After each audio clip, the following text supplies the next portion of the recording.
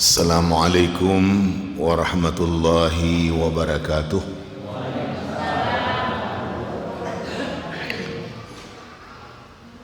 Alhamdulillahilladzi nahmaduhu wa nasta'inuhu wa nastaghfiruh wa na'udzu billahi min syururi anfusina wa min sayyiati a'malina.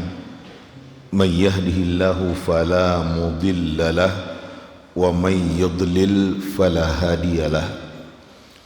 Asyhadu an la ilaha illallah wahdahu la syarikalah wa asyhadu anna Muhammadan abduhu wa rasuluh la nabiyya ba'dah.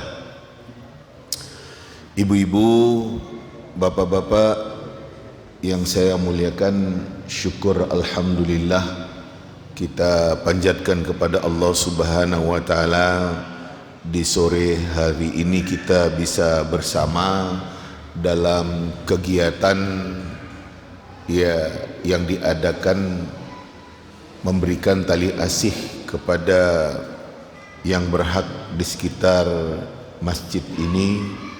Kemudian ada tausiah agama, nasihat-nasihat keagamaan yang akan mengingatkan kita kembali kepada Allah, bagaimana seharusnya kita sebagai seorang yang beriman. Ibu dan bapak yang saya muliakan, tausiah dalam arti kata nasihat-nasihat keagamaan ini adalah suatu yang kita perlukan di dalam kehidupan ini, karena Allah Subhanahu wa taala mengatakan demikian, wa dzakir fa inna dzikra tanfa'ul mu'minin. Ingatkanlah, sesungguhnya peringatan itu demikian akan bermanfaat bagi orang-orang yang beriman. Karena di dalam kehidupan kita kadang lupa, kadang lalai, maka perlu diingatkan. Nah, diingatkanlah, disampaikanlah nasihat-nasihat keagamaan untuk mengembalikan kita kepada ajaran agama yang sebenarnya. Ibu-ibu, bapak-bapak yang saya muliakan, kita di sore hari ini bicara tentang masjid, yang dikatakan tadi masjid sebagai wahana ibadah dan untuk pemersatu umat. Itu yang akan kita bicarakan. Intinya masjid. Nah, masjid ini istilah yang sudah ada di dalam kehidupan kita sebagai seorang muslim. Kalau masjid pasti kita membayangkan itu tempat beribadahnya kaum muslimin. Ada gereja, kan gitu. Gereja itu tempat beribadahnya orang Nasrani. Ada sinagog, itu tempat ibadahnya orang-orang Yahudi. Dan lain-lain dari istilah yang kita kenal di tanah air kitanya. Ada pura, ada kelenteng, kan gitu. Itu tempat-tempat ibadah. Ibu-ibu, kalau kita bicara tentang masjid, secara arti harfiah artinya tempat bersujud. Nah, kalau tempat bersujud itu kata Nabi, ju'ilat liyal ardu masjidan wa tahura. Dijadikan untuk aku bumi ini bisa sebagai masjid, dalam kurung tempat sujud dan suci. Artinya dimanapun kita bersujud kepada Allah Subhanahu wa taala boleh. Karena memang Nabi mengatakan dijadikan untuk saya bumi itu sebagai masjid, dalam kurung tempat sujud dan suci. Contoh, hari raya Idul Fitri, Idul Adha, sholatnya di lapangan, lah kan? Itu lapangan. Kalau hari biasa barangkali ada anak-anak main bola di sana, kan seperti itu. Barangkali juga ya masjid melimpah pada waktu hari raya Idul Fitri atau Idul Adha itu, ya jalan aspalan itu dijadikan tempat ya sujud, di stop jalan karena terpakai untuk orang yang sedang sholat Idul Fitri atau Idul Adha. Kan itu dia, itu masjid kata Nabi, secara harfiah artinya tempat sujud. Nah, kemudian ibu-ibu, bapak-bapak yang saya muliakan, jadilah ia menjadi suatu tempat yang dikhususkan untuk beribadah yang kita sebutkan di dalam istilah kita masjid. Ibu dan bapak yang saya muliakan, kalau kita di Indonesia ini, masjid itu bisa ditandai dengan dua model, dua bentuk bangunan. Satu pakai kubah, satu joglo. Joglo itu kan budaya Jawa. Tapi ada masjid yang berbentuk joglo. Ya kan, seperti itu. Ada masjid berbentuk kubah. Saya sampaikan kepada ibu-ibu dan bapak-bapak, betapapun sederhananya masjid, kalau memang dia sudah dikhususkan untuk ibadah dalam kurung sholat, kendati pun sederhana sekali.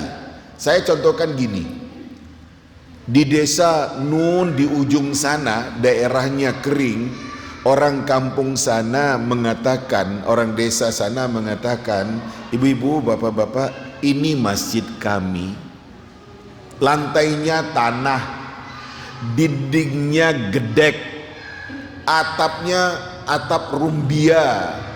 Iya, kami sholat 5 waktu di sini, kami sholat Jumat di sini. Di sini tempat sholat kami orang kampung yang ada. Pertanyaan saya, Pak, apakah ada sholat tahiyatul masjid di situ? Ada apa enggak? Ada. Karena masjid sudah dikhususkan untuk ibadah. Iya, mereka jadikan tempat itu sebagai tempat ibadah yang memang mereka tadi katakan, kami sholat 5 waktu di sini, sholat Jumat kami lakukan di sini. Betapapun sederhananya masjid, iya, dia itu suci, mulia, dan ada sholat tahiyat di situ.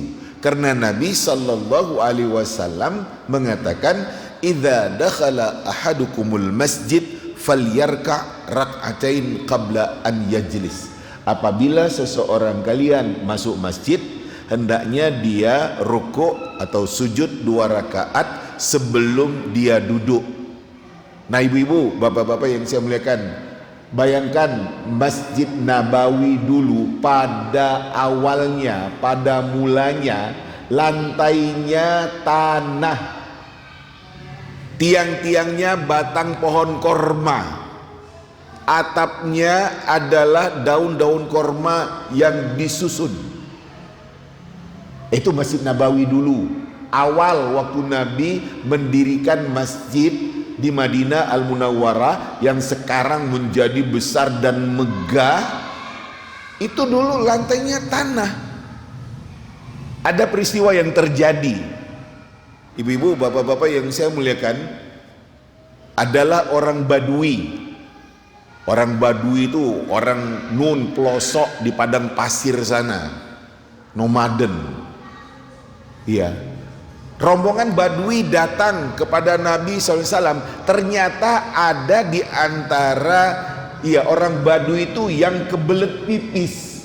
Langsung dia ke ujung, ke pojok masjid yang ada, kencing di situ. Kencing di situ. Sahabat Umar bin Khattab radhiyallahu anhu ketika itu ingin mukul Badui itu, oleh Nabi SAW dikatakan jangan, biarkan dia kencing sehabis-habisnya. Setelah itu baru diingatkan Nabi, ini masjid, gak boleh pipis di sini, ini tempat suci. Kemudian kata Nabi kepada sahabat, ambil air, siram. Lah kencing di tanah kan langsung masuk, iya, meresap. Tapi bekasnya itu kan masih ada. Oleh Nabi disuruh untuk disiram untuk menghilangkan bekas najis dari kencing si badui itu. Nah, ibu-ibu, bapak-bapak yang saya muliakan, makanya saya katakan kendati pun bangunan masjid itu sederhana, kalau memang itu sudah dikhususkan untuk tempat ibadah, untuk sholat 5 waktu, ada azan yang dikumandangkan, ada sholat Jumat di sana umpamanya, maka memang masjid itu punya kemuliaan, punya kehormatan. Kita disuruh memuliakan masjid dengan sholat tahiyatul masjid 2 rakaat sebelum kita duduk. Nah, ini dia. Nah, kalau sekarang masjid ini, Masjid An-Nur ini mungil, tapi ini lihat ini keramiknya itu, atasnya cor-coran kokoh kuat tuh, iya, pagarnya pegangannya itu stainless, berapa duit itu lah kan. Ini alhamdulillah ibu-ibu dan bapak-bapak di desa atau di dusun Sumber Sekar ini sudah punya masjid, masya Allah sekali. Tadi saya akan tanya-tanya siapa beliau, orang perintis pertama yang ia punya ide untuk buat masjid di sini. Tadi ia diceritakan ini mula-mula kecil, hanya 5 meter, kemudian diperbesar, dibebaskan tanah. Alhamdulillah. Ini masjid bagus apa enggak, Bu? Bagus kan? Masya Allah sekali. Ya terlihat kan, memang bersih, bagus. Nah, ibu dan bapak yang saya muliakan, ayat Allah Subhanahu wa Ta'ala mengatakan, potongan ayat di dalam surat Al-Jin pada ayat yang ke-18. Allah katakan di dalam ayat itu, a'udzubillahi minasyaitonirrajim, wa annal masajida lillah fala tad'u ma'allahi ahada. Bahwasanya masjid itu kepunyaan Allah, milik Allah, dan jangan kalian sembah di masjid itu bersama dengan Allah sesuatu apapun yang lain. Jangan. Artinya betul-betul fokus menyembah Allah Subhanahu wa Ta'ala, beribadah kepada Allah Subhanahu wa Ta'ala. Ibu dan bapak yang saya muliakan, saya baca di dalam kitab tafsir Al-Qurtubi menjelaskan tentang wa annal masajida lillah, bahwasanya masjid itu adalah milik Allah, kepunyaan Allah. Di situ saya baca keterangannya, afridul masajida li dzikrillah, khususkan masjid itu untuk berzikir kepada Allah. Wala tattakhidhuha huzwa, jangan kalian jadikan masjid itu sebagai tempat olok-olok. Wa matjaran, jangan sebagai tempat dagang.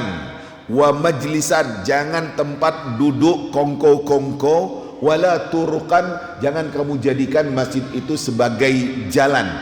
Wala taj'alu li ghairillahi fiha nasiban, jangan kalian jadikan untuk selain Allah ada porsi di situ. Enggak boleh. Hanya untuk Allah. Hanya untuk Allah. Ya, untuk Allah dengan arti kata apa yang dikatakan oleh Allah, masjid itu fungsinya adalah untuk ini, ya untuk itu. Yang kalau kita simpulkan di dalam kehidupan kita, untuk sholat, untuk zikir, untuk doa, untuk membaca Al-Quran, untuk dengan kajian-kajian agama. Karena semuanya itu adalah hal-hal yang akan mendekatkan diri kita kepada Allah Subhanahu wa Ta'ala. Gak boleh ya di masjid bisnis. Iya, nggak boleh. Ada yang gelar gitu, ada yang gelar buku, baju, ya takwa, ada yang menggelar madu umpamanya di masjid, nggak boleh. Ya, jadi mana? Ya di luar sana. Di luar sana kalau mau dagang, nggak boleh dalam masjid. Kemudian, ya tempat kongko-kongko umpamanya ngobrol ngalor ngidul, nggak boleh. Bukan di sini tempatnya, sana kamu. Kalau kamu mau ngobrol di luar sana. Karena semua orang yang datang ke masjid niatnya adalah untuk mendekatkan diri kepada Allah Subhanahu wa taala dengan kegiatan-kegiatan tadi. Salat, zikir, doa, baca Quran, melakukan perenungan diri, muhasabah diri. Dan memang untuk itu, dan tidak boleh antara satu orang dengan yang lainnya mengganggu. Garis bawah itu nggak boleh ganggu. Ini saya sampaikan kepada ibu-ibu, bapak-bapak yang saya muliakan. Hadis Nabi Shallallahu Alaihi Wasallam yang menjelaskan nggak boleh ada orang yang di masjid antara satu dengan yang lainnya ganggu. Dijelaskan dalam suatu hadis yang berasal dari sahabat Ibnu Umar Ibn Al-Khattab radhiyallahu anhuma, anna Nabi sallallahu alaihi wasallam kharaja 'ala an-nas wa hum yusallun. Nabi sallallahu alaihi wasallam keluar ke arah orang-orang di masjid. Ada orang-orang yang lagi salat. Waqad alat aswatuhum bil qiraah. Suara orang-orang yang salat ketika itu demikian keras dengan bacaannya. Faqal, kata Nabi SAW, innal musalli yunaji rabba azza wa jalla. Orang yang salat itu ya sedang bermunajat, berbisik dengan Tuhannya. Falyanzur bima yunaji. Hendaknya dia memperhatikan dengan apa yang dia bermunajat kepada Allah Subhanahu wa taala itu. Wala yajhar ba'dukum ala ba'din bil Qur'an. Jangan sebagian kalian dengan sebagian yang lain mengeraskan Al-Qur'an. Di sana mengeraskan bacaan salatnya dengan Al-Qur'an. Di sana ramai masjid itu. Enggak boleh, kata Nabi sallallahu alaihi wasallam. Ini jadi yang lagi salat harus ia dengan suara yang pelan. Ya, kalau dia dengan suara yang keras, dia salat maghrib sendiri, masing-masing orang, ya kan suaranya akan ganggu yang lain. Disatukan di dalam imam dengan imam yang satu, yang lain jadi makmum. Seperti itu. Dan kalau masing-masing, saya kan punya hak untuk sholat maghrib saya sendiri mengeraskan suara saya. Loh, kalau masing-masing seperti itu, ya terganggulah yang lainnya. Demikian juga ibu-ibu, bapak-bapak yang saya muliakan. Nabi di dalam hadisnya pernah i'tikaf di masjid. Ya, karena ya Nabi itu mendengar ada orang yang bacaannya keras sekali. Nabi mengangkatkan tirainya kemudian mengatakan, ala inna kullakum munajin rabbah. Masing-masing kalian sedang bermunajat kepada Tuhannya. Fala yu'dhiyanna ba'dukum ba'da. Sebagian kalian jangan ganggu yang lain. Wala yarfa' ba'dukum ala ba'din fil qira'ah. Jangan sebagian kalian terhadap sebagian yang lain mengeraskan suaranya dengan bacaan Al-Qur'annya. Gak boleh, kata Nabi sallallahu alaihi wasallam. Jadi ketika kita sholat, umpamanya saya sholat, ada yang baca Quran keras, itu ganggu. Ya, ada yang dia sedang sholat, kemudian ada yang berdoa suaranya keras, ya itu ganggu. Nggak boleh.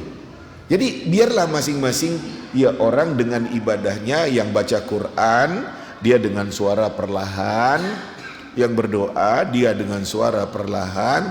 Barangkali ada yang sedang merenungkan dirinya, melakukan muhasabah, ya evaluasi dan koreksi diri, dia diam gitu, jangan diganggu dengan suara-suara berisik.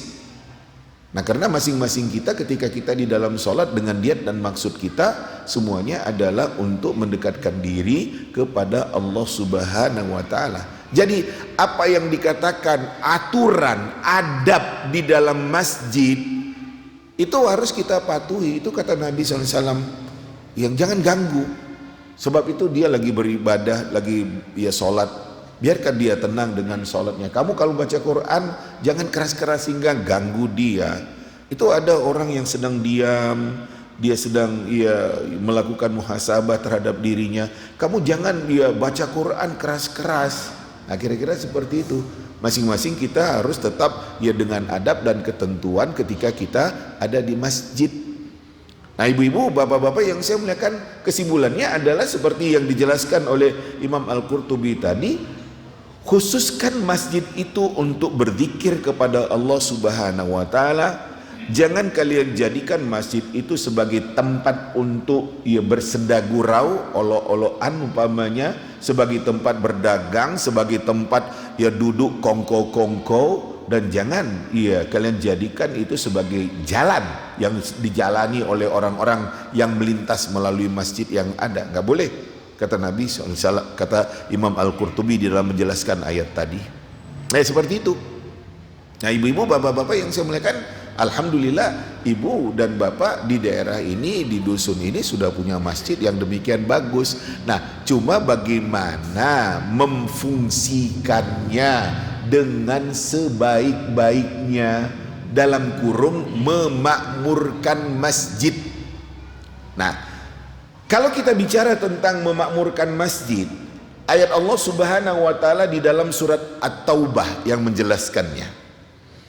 Dalam surat At-Taubah pada ayat yang ke-18 Allah menyebutkan, innama ya'muru masajidallah man amana billahi wal yawmil akhir wa aqamas salah wa ataz zakah wa lam yakhsha illallah fa'asa ulaika ayyakunu minal muhtadin. Hanya saja yang akan memakmurkan masjid Allah itu adalah orang yang beriman kepada Allah dan hari akhirat. Dia menegakkan salat, dia bayarkan zakatnya, dan dia tidak pernah punya rasa takut kecuali hanya kepada Allah. Mudah-mudahan orang seperti itulah termasuk orang yang mendapatkan hidayah Allah Subhanahu wa taala. Ini kata ayat dalam surat At-Taubah pada ayat yang ke-18. Kita lihat permasalahannya. Memakmurkan masjid bisa kita lihat dari dua sisi. Yang pertama, memakmurkan masjid dari sisi bangunan fisiknya. Nah, ini Masjid An-Nur ini secara bangunan fisik sudah makmur, dalam arti kata bagus, indah, cantik, bersih, lengkap dengan fasilitas yang dibutuhkan oleh orang-orang yang akan sholat di sini, yang akan beribadah di sini. Ini udah makmur ini. Keberadaan masjid yang ada secara fisik makmur. Iya. Nah, cuman pertanyaan berikutnya, apakah masjid ini juga sudah diniatkan oleh orang kampung yang ada di sekitar sini untuk dimakmurkan juga dari sisi ibadahnya? Dari sisi ibadahnya, dengan sholat yang ditegakkan, dengan kajian-kajian agama yang diadakan. Adakah niat, adakah kemauan dari orang kampung di sini utamanya untuk memakmurkan masjid dengan ibadahnya, dengan kegiatan-kegiatan yang bersifat keagamaan? Pertanyaan besar, yang akan memakmurkan masjid ini bukan orang dari luar, tapi orang kampung sini. Kalau orang dari luar, barangkali mereka itu numpang sholat. Ketika melihat ada masjid bagus, kita stop, kita sholat dulu. Orang luar numpang, ketika melihat ada Masjid An-Nur yang bagus, itu ada masjid bagus, mereka numpang. Tapi yang akan memakmurkan dengan sholat yang ada adalah kaum muslimin yang ada di sini. Nah, ini dia. Adakah kaum muslimin yang ada di sekitar masjid ini punya niat dan tekad untuk memakmurkan masjid dari sisi ibadahnya setelah punya masjid yang bagus seperti ini? Saya sampaikan kepada ibu-ibu dan bapak-bapak, sangat dituntutkan kepada ibu-ibu dan bapak-bapak, ya secara khusus bapak-bapak, untuk memakmurkan masjid ini dari sisi ibadah. Maksudnya bagaimana? Ketika dihimbau untuk bersujud kepada Allah, ada azan yang dikumandangkan, Pak, khususnya datanglah, penuhilah himbauan azan itu. Penuhilah himbauan azan, ya, sehingga masjid ini makmur. Datang orang kampung sekitar sini, ya, untuk berjamaah.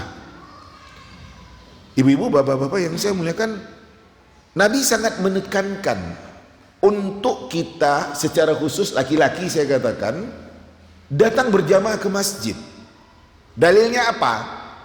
Saya selalu katakan, dalilnya adalah sahabat Abdullah bin Ummi Maktum, muazin kedua Nabi setelah Bilal bin Rabah. Abdullah bin Ummi Maktum itu orangnya buta.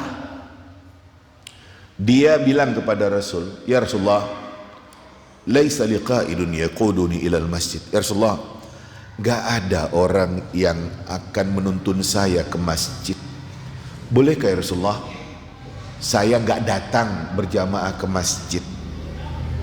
Karena Abdullah bin Ummi Maktum itu orangnya buta, dan keadaan Madinah ketika itu demikian sangat alami. Nabi mengatakan, ya wis, gak apa-apa, kira-kira gitu. Tapi baru saja Abdullah bin Ummi Maktum meninggalkan Nabi, Nabi panggil, Abdullah, ta'ala Abdullah, Abdullah sini kamu. Asami'atun nida? Abdullah, kamu dengar gak imbauan azan? Kata sahabat Allah, bala ya Rasulullah, tentu saja dengar. Fa'ajib, kata Nabi, penuhi himbauan azan itu, datang kamu. Ini orang buta, Abdullah bin Ummi Maktum, yang kalau ke masjid bisa kita bayangkan dengan tongkatnya ketika itu dia berjalan untuk menuju masjid. Dan jalan-jalan yang ada di Madinah ketika itu, ya demikianlah keadaannya. Belum ada jalan aspal, kita katakan seperti demikian. Ya, dia jalan ke masjid untuk, ya, memenuhi himbauan azan berjamaah. Lah, kita-kita yang kita katakan gak buta, dengar azan, ada di rumah, duduk, ya, nonton TV, baca koran, atau sibuk dengan HP, gak ke masjid, dengar azan.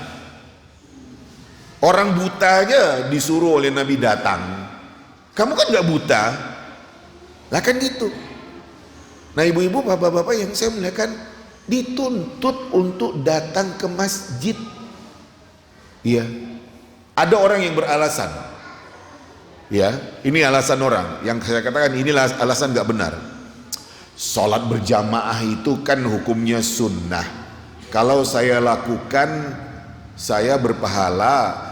Kalau saya nggak lakukan, kan saya nggak berdosa. Pokoknya kan saya sholat di rumah. Saya bilang kepada orang yang beralasan seperti itu, kalau seperti itu alasan Anda, sampai kapanpun tidak akan pernah sempurna dan maksimal di dalam beribadah kepada Allah Subhanahu wa Ta'ala. Memang sunnah, tapi dengan kita, ya, berjamaah itu banyak manfaatnya, banyak manfaatnya. Iya, ada lagi yang beralasan, saya berjamaah dengan istri saya, dengan anak-anak saya di rumah. Saya bilang, kalau masing-masing kita berpikiran seperti itu, ya buat apa kita bangun masjid? Iya, masing-masing orang bilang, aku sholat berjamaah dengan istriku, dengan anak-anakku di rumah. Semua kita bilang gitu. Ya buat apa capek-capek bangun masjid, mengeluarkan biaya ratusan juta, bebaskan tanah, angkanya miliar, buat apa? Nah ibu-ibu, itu alasan-alasan yang kita katakan nggak pas, Pak, nggak pas lah alasan seperti itu. Nah, Nabi, kalau kita lihat sejarah, ketika Nabi Shallallahu Alaihi Wasallam berhijrah ke Madinah Al-Munawwarah, yang dibangun oleh Nabi adalah masjid. Maksudnya adalah untuk menyatukan sahabat-sahabat yang ada, mulai dari sahabat Muhajirin, orang Mekah yang hijrah ke Madinah, demikian juga penduduk asli Madinah, orang Ansar yang terdiri dari dua suku besar orang Arab, suku Aus dan suku Khazraj, disatukan oleh Nabi Sallallahu Alaihi Wasallam dengan masjid. Maka menyatulah sahabat-sahabat Nabi Sallallahu Alaihi Wasallam itu, sahabat Muhajirin yang dari Mekah datang ke masjid berjamaah dengan Nabi, orang Ansar, orang Aus, orang Khazraj datang ke masjid berjamaah dengan Nabi Sallallahu Alaihi Wasallam. Dan ketika habis sholat, ada nasihat-nasihat Nabi, ada hal-hal yang diajarkan oleh Nabi Sallallahu Alaihi Wasallam. Karena di mana Nabi duduk, di situ ada sahabat yang mengelilingi Nabi Sallallahu Alaihi Wasallam, mendengarkan nasihat-nasihat Nabi, dan yang mendapatkan wejangan dan pencerahan dari Nabi Sallallahu Alaihi Wasallam. Nah, ibu-ibu, bapak-bapak yang saya muliakan, disatukan oleh Nabi melalui masjid yang didirikan oleh Nabi. Jadi kita sekarang yang punya masjid, ibu dan bapak di desa ini, di dusun ini punya masjid untuk menyatukan seluruh kaum muslimin yang ada. Kita beribadah, kemudian kita ngaji di sini, mengkaji agama untuk kita lebih mengerti dan lebih paham bagaimana seharusnya kita sebagai seorang yang beriman. Akhirnya kenalanlah kita antara satu dengan yang lain. Oh, bapak itu dari sana datangnya. Oh, dia dosen.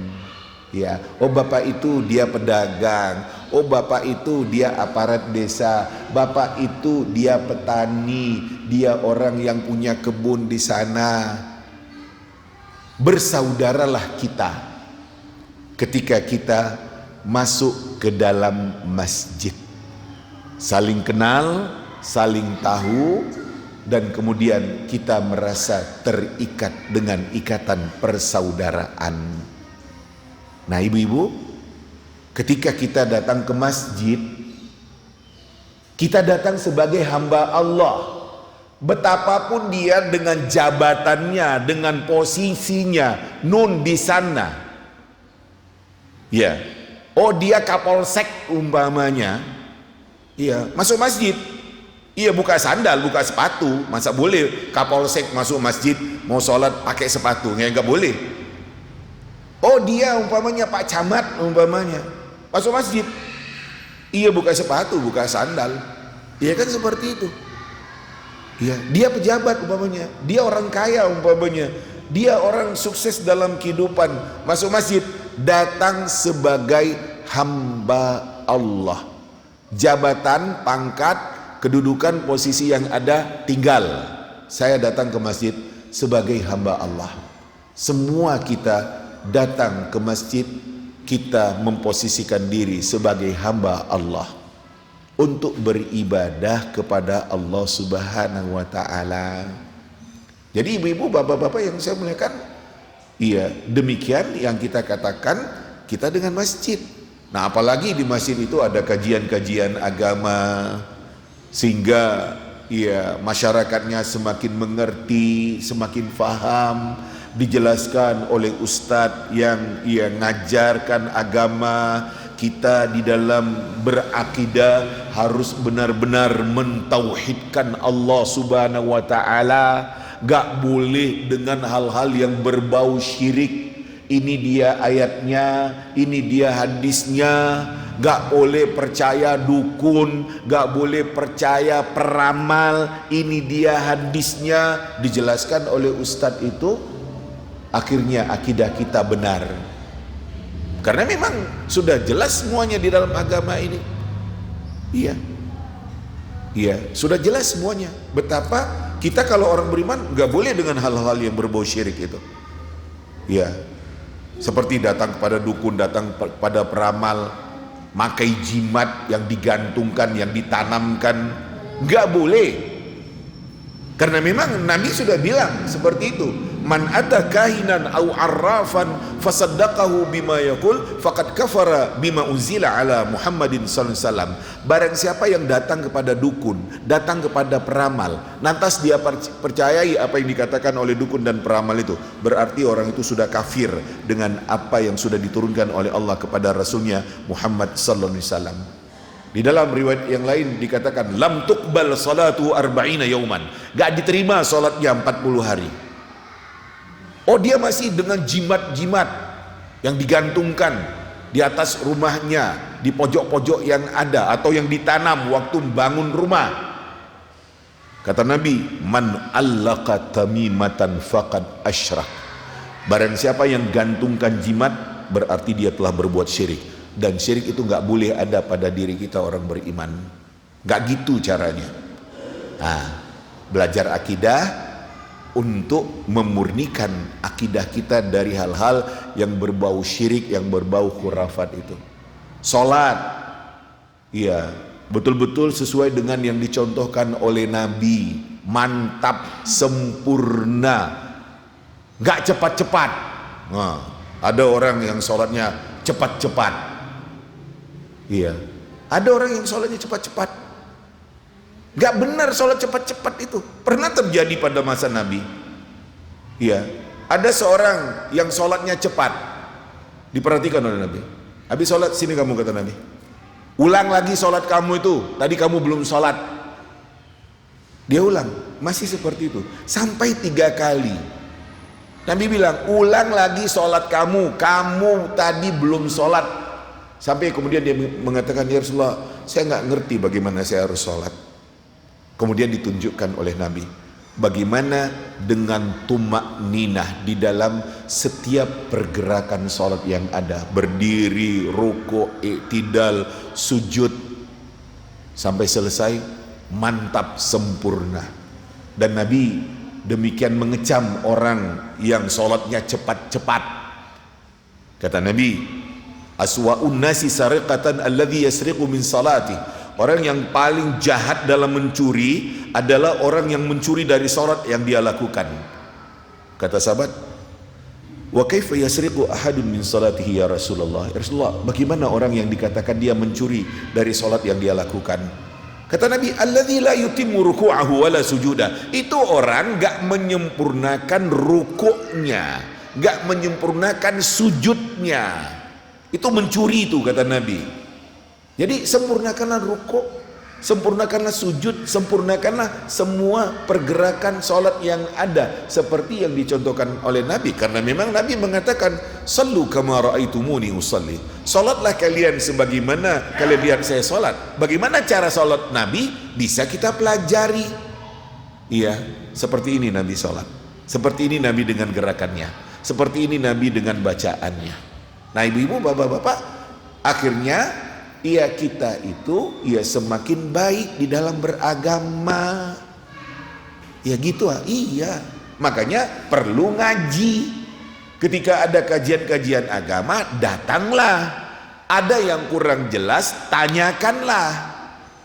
Yaitu, ibu-ibu, bapak-bapak yang saya muliakan, sehingga hari demi hari kita semakin baik, kita semakin meningkat sebagai seorang yang beriman kepada Allah Subhanahu wa taala. Pengetahuan, pemahaman kita terhadap agama ini akan semakin baik dan semakin meningkat kalau kita datang ke masjid untuk sholat, beribadah, dan untuk kajian-kajian agama. Bahkan Nabi SAW memberikan suatu jaminan. Kata Nabi, idza ra'aitumur rajula ya'tadul masjid fashhadu lahu bil iman. Kalau kamu melihat ada seseorang yang dia itu selalu aktif ke masjid dengan ibadahnya, dengan kajian agamanya, yakin kamu bahwasanya dia orang beriman yang baik, kata Nabi. Karena dia orang yang terbina. Orang yang terbina. Dia punya pengertian-pengertian agama karena dia yang selalu dengan masjid. Jadi ibu-ibu, bapak-bapak yang saya muliakan, memang kita harus ke masjid. Ibu-ibu kalau memang punya waktu, dengan arti kata ada memang waktu untuk ke masjid, apalagi ada kajian agama, datanglah. Memang wanita tidak ditekankan seperti laki-laki. Saya dudukkan masalah seperti ini terkait dengan perempuan. Bu, ketika anak ibu masih kecil-kecil, yang makannya, minumnya, pakaiannya harus ibu yang ngurusi, rasanya berat untuk datang berjamaah ke masjid. Ya nggak apa-apa bu, nggak apa-apa, boleh kok. Tapi kalau anak sudah besar, makanan sudah tersedia ada, dan dia sudah bisa makan sendiri, ada kajian, datanglah. Apalagi saya bilang, ini saya selalu contohkan terutama terkait dengan orang tua yang memang sudah tua, anaknya sudah pada menikah, tinggallah ibu dan bapak yang sudah berusia lanjut ini, ke masjidlah bu. Karena kan ibu dan bapak sudah tinggal berdua, anak-anak ibu kan sudah menikah, anak bapak kan sudah menikah. Nah, saya katakan seperti demikian. Karena pada masa Nabi ada wanita yang datang ke masjid berjamaah bersama dengan Nabi, tapi yaitu wanita pada masa Nabi, karena masih Nabi itu kecil, wanita tuh di ujung sana, sehingga suara Nabi dalam tausiah Nabi, nasihat Nabi, sesayup-sayup sampai kepada mereka, sehingga ada seorang wanita yang berani angkat tangan mengatakan, ya Rasulullah, tolong berikan hari kamu ya Rasulullah untuk kami, agar kami bisa mendapatkan nasihat-nasihat keagamaan. Kemudian Nabi janji, oke, pada hari itu di rumah sana itu Nabi datang menjelaskan agama kepada wanita-wanita sahabat ketika itu. Nabi didampingi oleh istrinya Aisyah radhiyallahu anha terutama sekali. Dan kalau ada masalah-masalah terkait dengan masalah kewanitaan, Aisyah yang menjelaskan secara lebih rinci kepada ibu-ibu itu, kepada wanita-wanita sahabat-sahabat yang ada, dari sahabat wanita yang ada. Ya itu dia. Jadi ibu-ibu, bapak-bapak yang saya muliakan, kita ketika ke masjid, kita katakan banyak manfaat. Salat yang dilakukan berjamaah ke masjid, pahalanya lebih besar, lebih banyak. Di dalam hadis dikatakan lipat ganda pahala orang yang jamaah ke masjid itu 25 kali lipat, atau 27 kali lipat bila dibandingkan dengan sholat sendiri di rumah. Maka ketika kita dikatakan seperti demikian, hendaknya kita berjamaah, karena kan kita ingin mengumpulkan kredit-kredit poin ketika kita hidup di dunia sekarang ini. Makanya harus timbulkan kesadaran untuk bagaimana kita datang berjamaah ke masjid. Saya selalu juga mengatakan, bapak-bapak, itu himbauan azan itu kan ada hayya 'alas shalah, hayya 'alal falah. Kalau kita artikan secara bebas, ayo sholat, ayo mendapatkan kemenangan. Itu saya bilang, itu bukan bohong loh, benar itu. Benar itu. Untuk kita mendapatkan kemenangan dunia akhirat, kalau kita datang berjamaah ke masjid, apalagi kalau di masjid itu saya katakan ada kajian-kajian agama. Itu. Bahkan coba perhatikan lagi penekanan untuk datang berjamaah ke masjid. Subuh itu ditambah lagi dengan kata-kata dari kalimat azan yang ada, as-salatu khairum minan naum. Salat itu lebih baik dari tidur. Kan itu artinya, bangunkah orang-orang yang ada di sekitar masjid ini, datangkah memenuhi himbauan azan yang sudah dihimbaukan dengan kalimat as-salatu khairum minan naum, salat itu lebih baik dari tidur. Saya katakan yang paling berat dari sholat yang 5 waktu itu adalah sholat subuh. Karena sholat subuh mata dari tertutup harus kita bukakan.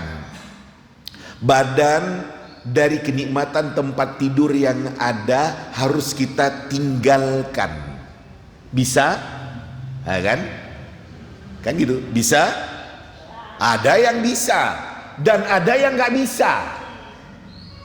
Kalau di total penduduk sekitar masjid ini, berapa penduduk masjid yang di sekitar masjid ini, yang laki-laki aja kita katakan, berapa prosentasenya yang datang berjamaah ke masjid pada waktu sholat subuh khususnya? Nah, kan itu. Yang paling sedikit jamaahnya dari sholat 5 waktu itu sholat subuh, apalagi dingin, ya, apalagi ada hujan. Nah, ya, inilah kita di dunia kita sekarang ini. Tapi kalau untuk hal-hal yang kita katakan duniawi, dikejar, ada janjian, ada uang yang akan dikejar di sana. Hujan-hujan datang, saya udah janji, gitu kan? Ya, atau cari makan. Ya, seseorang bapak suami ya ingin beli martabak. Ya, hujan, Pak, hujan Pak, nanti aja lah. Enggak, sebentar, hujan-hujan keluar cari makanan. Ya, cari martabak umpamanya. Nah, ketika hujan ke masjid iya kan? Alasannya macam-macam. Hujan, Pak. Ya, coba nilai hujan itu. Masih bisa nggak diatasi dengan payung? Ya, kalau misalnya bisa diatasi dengan payung, pakai payung. Iya. Iya. Ada yang beralasan becek katanya. Kan kaki bisa dicuci di masjid nanti. Jadi kan kalau memang orang yang sudah dengan kesadaran, lah hujan, kalau masih bisa ditempuh, dia akan berangkat juga ke masjid. Apalagi kalau ya kita katakan ada kajian agama. Ya itu dia. Makanya bagaimana menimbulkan kesadaran kita untuk beribadah, untuk lebih baik di dalam beribadah kepada Allah, untuk kita lebih mengerti terkait dengan agama ini. Nah, ibu-ibu, bapak-bapak yang saya muliakan, bagaimana kita memfungsikan masjid yang ada. Nah, kemudian lihatlah ibu-ibu dan bapak-bapak yang saya muliakan. Alhamdulillah, ternyata ibu-ibu dan bapak-bapak di sini saya menilai sudah ya menyatukan hati untuk berbuat baik. Untuk berbuat baik. Sehingga saudara-saudara kita yang perlu kita tolong, kita bantu. Lah kan ini kan karena kebersamaan. Ayo ya kita kumpulkan yuk, untuk kita bisa membantu saudara-saudara kita yang susah, yang memang perlu kita ringankan bebannya. Ya kan itu dia, munculnya dari masjid untuk kita bisa berbuat. Dan masih banyak hal-hal yang lain yang bisa kita lakukan untuk kita berbuat demi kepentingan agama Allah Subhanahu wa ta'ala. Demikian juga ya demi membantu saudara-saudara kita yang kita katakan memang mereka perlu dibantu, perlu diringankan. Ibu-ibu, bapak-bapak yang saya muliakan, marilah kita semaksimal mungkin berusaha untuk memakmurkan masjid. Setelah punya bangunan masjid yang bagus, enak, ia beribadah di Masjid An-Nur ini, mari makmurkan masjid dengan ibadahnya, dengan kajian agamanya, atau dengan kegiatan-kegiatan apa nantinya yang bisa dilakukan dan dipusatkan di masjid. Alangkah indahnya kalau kita bisa menjadikan masjid ini sebagai pemersatu kita kaum muslimin. Karena Nabi dulu sudah mencontohkan, Nabi hijrah ke Madinah bukan bangun asrama, tapi yang dibangun oleh Nabi adalah masjid untuk mempersatukan sahabat muhajirin yang dari Mekah yang ada di Madinah dan sahabat Ansar, orang Aus dan orang Khazraj yang penduduk asli Madinah Al-Munawwarah. Akhirnya bersatu sahabat-sahabat itu dan mereka menyatukan semua kekuatan yang ada, potensi yang ada untuk agama Allah Subhanahu wa taala. Untuk agama Allah Subhanahu wa taala. Nah, itu yang dilakukan oleh Nabi bersama dengan sahabat-sahabatnya. Nah, ibu-ibu, bapak-bapak yang saya muliakan, kita sekarang juga bisa masing-masing kita ya dengan kesadaran beragama, beribadah, beramal untuk kebaikan agama Allah Subhanahu wa taala ini. untuk kebaikan kaum muslimin, dan ibu dan bapak sudah buktikan ini masjid bagus. Saya bilang bagus masjid ini. Lah buktinya ini, kalau ditanya berapa habisnya uang untuk pembangunan masjid ini, berapa habisnya ya untuk pembebasan tanah, untuk perluasan, uang siapa ini? Ya uang kaum muslimin, terutama orang-orang yang ada di sekitar sini dan orang-orang yang dermawan yang ikut menyukseskan pembangunan masjid ini. Sekarang masih sudah ada. Ya inilah yang harus kita manfaatkan dengan sebaik-baiknya. Makanya ibu-ibu, bapak-bapak, banyak sekali manfaat. Dari sisi pahala lebih banyak. Ini kita datang ke masjid, ya ini tempat mulia, tempat suci. Tempat mulia, tempat suci. Iya, ini masjid. Dan kemudian apa saja yang bisa kita lakukan, yang kita menyatukan hati dan pikiran untuk berbuat demi ya kemaslahatan ya kaum muslimin, demi agama Allah Subhanahu wa taala. Inilah ternyata ibu-ibu dan bapak-bapak di sekitar masjid ini sudah berbuat, sudah melangkah, tentu kan akan bisa lebih ditingkatkan ke depan berikutnya. Untuk kita semuanya adalah demi Allah, demi agama Allah Subhanahu wa taala. Saya katakan kepada ibu-ibu dan bapak-bapak, apakah ibu dan bapak yang berjamaah, yang ngaji sehingga syiar masjid ini, atau kegiatan-kegiatan yang kita katakan menampakkan syiar agama Allah, ibu dan bapak nolong agama Allah. Ayat mengatakan in tansurullah yansurkum wa yuthabbit aqdamakum. Jika kalian tolong Allah, Allah pasti tolong kalian, dan Allah akan semakin mengokohkan diri kalian sebagai seorang yang beriman kepada Allah.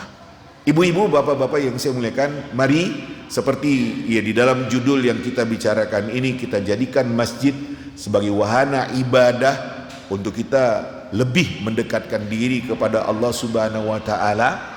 Demikian juga mari masjid kita jadikan untuk mempersatukan kita. Karena yang datang ke masjid ini kan kita katakan bukan hanya ya orang asli kampung ini, desa ini, dusun ini. Kan ada orang-orang yang ya dari luar bertempat tinggal, punya rumah ya di sekitar masjid ini, dan tentu akan datang berjamaah ngaji di masjid ini. Inilah ibu-ibu, bapak-bapak yang saya muliakan, mudah-mudahan kita bisa memaksimalkan diri kita dengan masjid, sehingga Masjid An-Nur secara khusus lebih makmur, lebih menampakkan syiar agama Allah Subhanahu wa taala dengan kegiatan ibadahnya, dengan kegiatan sosialnya, dengan kegiatan-kegiatan keagamaannya, dan semuanya ini adalah sebagai suatu amal bagi kita semua, untuk kita di suatu saat dikala kita kembali kepada Allah Subhanahu wa taala, kita punya bekal dikala kita meninggalkan dunia yang fana ini. Ibu-ibu, bapak-bapak yang saya muliakan, ini yang bisa saya sampaikan dari apa yang kita bicarakan pada sore hari ini. Mudah-mudahan ya ada manfaatnya untuk lebih menyadarkan kita dan meningkatkan diri kita sebagai seorang yang beriman kepada Allah. Demikian yang bisa saya jelaskan. Di akhir kesempatan ini, mari sejenak beberapa saat kita hadapkan hati kita kepada Allah Subhanahu wa taala. Mau tanya? Monggo, silakan. Waalaikumsalam.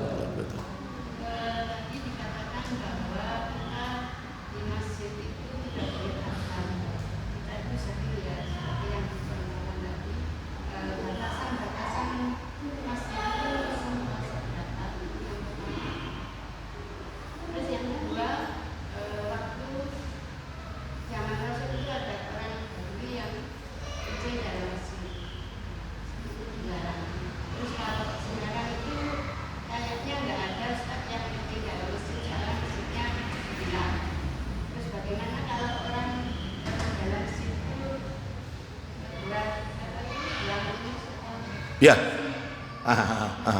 ya, yap. Pertama, dagang di masjid nggak boleh.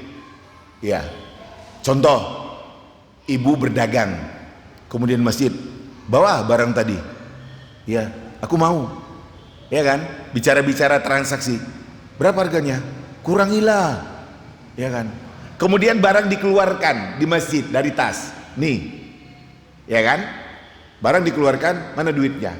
Itu udah transaksi tuh, tidak boleh. Jadi kalau mau dagang, ya kan, di luar sana, apa saja. Masjid ya, kita ketahui masjid ya seperti ini, kan ini ruangan utama masjid. Itu juga ruang utama masjid, nggak boleh di sana, boleh di luar, di bawah sana. Ya, bawah, oke. Kalau mau gelar apa, gelar. Mau jual apa, jual lah di bawah itu. Pokoknya diizinkan oleh takmir, boleh dagang di sini. Ya, buka lapak umpamanya, buka meja umpamanya. Ya, ada yang saya jual, monggo di luar sana. Tadi tidak di sini. Yang saya contohkan tadi, ibu bawa barang di dalam tas. Ya, ada teman ibu tanya, bawa barang itu? Bawa. Ya, ini ada. Ya, mana? Kemudian ibu keluarkan barangnya, mana duitnya? Itu udah transaksi, nggak boleh. Tidak boleh. Kalau di dalam masjid tidak boleh, di luar sana. Ya, itu satu. Kemudian ibu bapak yang saya muliakan, masjid ini harus kita bersihkan. Bersih secara maknawi, hati. Jangan dengan perbuatan-perbuatan syirik di dalam masjid. Ya. Jangan ya dengan perbuatan-perbuatan yang kita katakan itu mengotori masjid secara fisik. Contoh umpamanya, pernah terjadi pada masa Nabi, ada badui yang mendahak hukti ke tiang masjid yang ada. Nabi melihat, ya, kemudian disuruh oleh Nabi bersihkan, ya, dan si badui itu diingatkan karena itu perbuatan yang nggak benar, nggak baik. Kemudian oleh Nabi tiang yang dulu itu batang pohon korma, ya, setelah dibersihkan dari dahak si badui itu dikasih minyak wangi.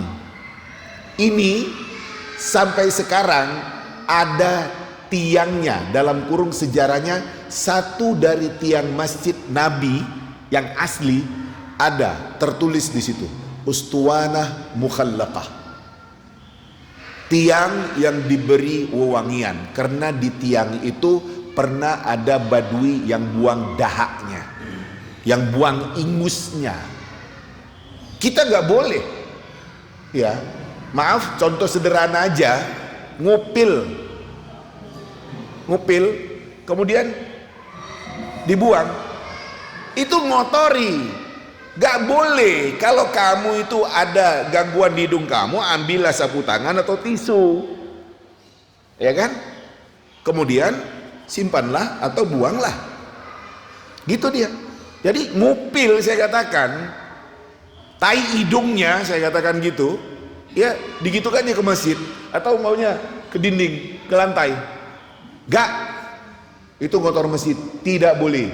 Masjid harus bersih, bahkan masjid harus wangi, karena pada masa Nabi SAW masjid itu diberi wewangian. Nah, itu dia. Jadi ya bagaimana? Ya, masjid itu bersih, wangi, enak.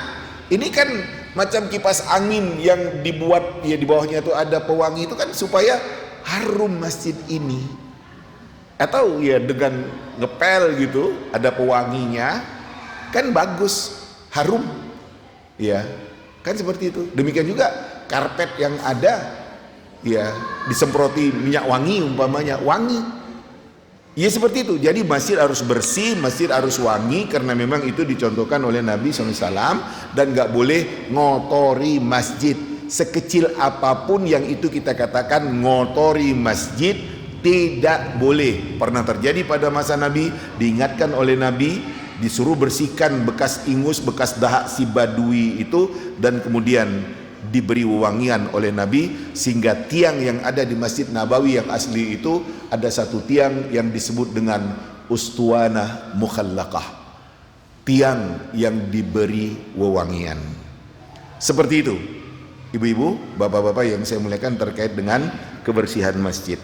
Ibu dan bapak yang saya muliakan, insyaallah dalam kesempatan-kesempatan berikut dengan izin Allah Subhanahu wa taala kita bisa bincang-bincang lebih lanjut Kita cukupkan aja dahulu. Sekian, mari ya sama-sama kita hadapkan hati kita kepada Allah, bermohon kepada Allah Subhanahu wa taala agar hidayah Allah Subhanahu wa taala selalu tercurah kepada kita, kita tetap terbimbing berjalan di atas kebenaran agama sampai ke akhir kehidupan kita nantinya.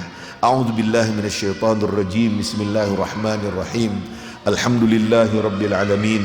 Hamdan yuwafi ni'amahu wa yukafi mazidahu kama yanbaghi li jalalika wa 'azimi sultanik ya aziz ya ghafar ya arhamar rahimin. ربنا اغفر لنا ذنوبنا وكفر عنا سيئاتنا وتوفنا مع الأبرار ربنا لا تزغ قلوبنا بعد إذ هديتنا وهب لنا من لدنك رحمة إنك أنت الوهاب اللهم إنا نسألك علما نافعا ورزقا واسعا وشفاء من كل داء اللهم عافنا في أبداننا اللهم عافنا في أسماعنا اللهم عافنا في أبصارنا لا إله إلا أنت اللهم إنا نعوذ بك من علم لا ينفع وقلب لا يخشع ونفس لا تشبع ودعوة لا يستجاب لها اللهم اهدنا فيمن هديت وعافنا فيمن عافيت وتولنا فيمن توليت وبارك لنا فيما أعطيت وقنا شر ما قضيت فإنك تقضي ولا يقضى عليك ولا يذل من وليت ولا يعز من عديت تباركت ربنا وتعاليت اللهم أرنا الحق حقا وارزقنا اتباعه وأرنا الباطل باطلا وارزقنا اجتنابه اللهم أعنا على ذكرك وشكرك وحسن عبادتك ربنا هب لنا من أزواجنا وذريتنا قرة أعين واجعلنا للمتقين إماما ربنا آتنا في الدنيا حسنة وفي الآخرة حسنة وقنا عذاب النار سبحان ربك رب العزة عما يصفون وسلام على المرسلين والحمد لله رب العالمين. Demikian, lebih dan kurangnya saya mohon maaf. Wassalamualaikum warahmatullahi wabarakatuh.